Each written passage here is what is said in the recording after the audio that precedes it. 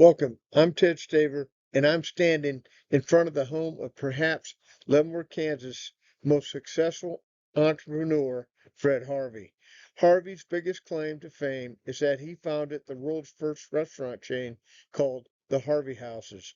Closer examination of Harvey's life reveals by his innovations oriented on providing a consistent, affordable, high quality dining and travel experience throughout the Southwest United States, he altered the course of the food service industry in a very positive way. Fred Harvey was born in England in 1835 and immigrated to New York City at the age of 15. There, he started out as a pot scrubber and busboy, but quickly worked up the ladder at New York's Smith and McNeil's restaurant, where he began to learn the restaurant business.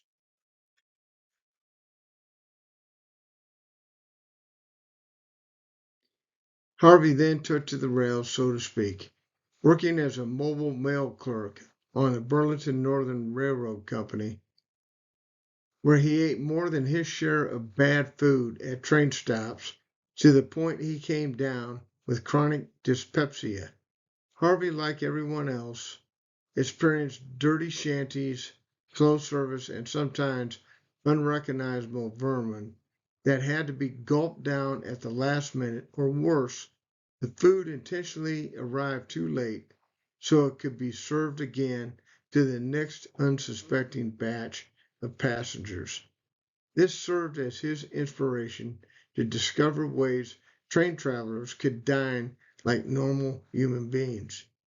He proposed the idea of high quality food served fast at a rail stop to the Burlington Northern Railroad Company, but they were not interested.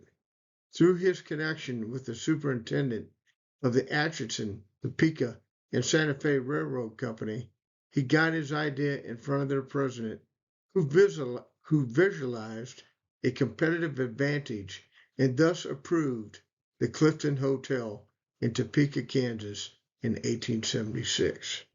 And you can see the Clifton Hotel here. It still stands in Topeka. And here's a bill of fare from the Clifton Hotel from the 1880s. 10 years later, 17 Harvey Houses were open on the Santa Fe line, and they truly operated as a food chain, integrated and mutually supporting. To begin with, Harvey Houses were spaced out roughly every 100 miles or 4 hours of travel time. Everyone worked together, train conductors taking passenger lunch orders, telegraphers transmitting the orders to the next station, the restaurant sorting and preparing orders to be served immediately upon arrival. This resulted in a well-oiled machine to the point that passengers were able to enjoy a four-course lunch of delicious food on formal china and white linen in 30 minutes. This efficiency led to other business opportunities. Now passengers had some time to spare before reboarding.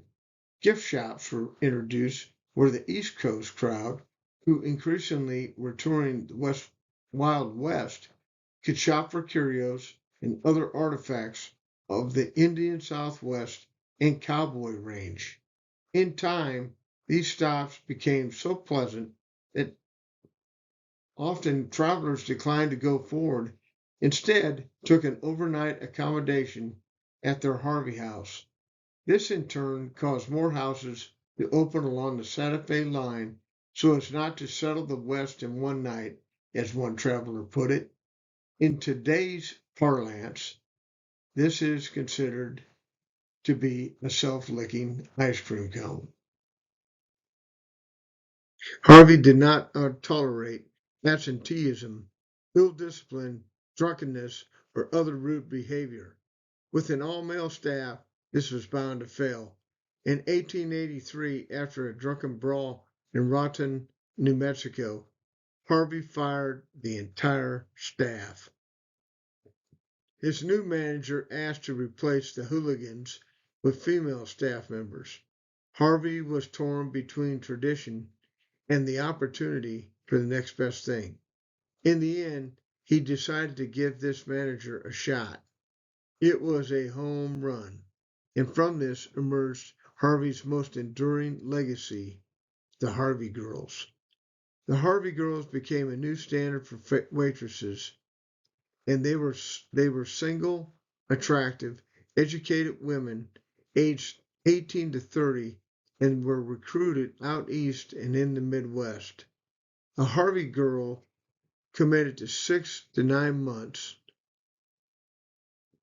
agreed to move to locations to meet the company's needs, and agreed not to marry in their first term of employment. Harvey paid well, and he went a step further by building dormitories and imposing curfews and standards of conduct. Thus, his restaurants were known for their high degree of civility. The Harvey girls in black dresses and white aprons still hold a place in our pop culture.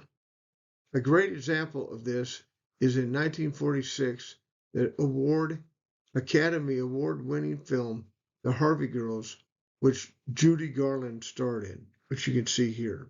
And then these are the pictures of the Harvey Girls in their black dress and white aprons.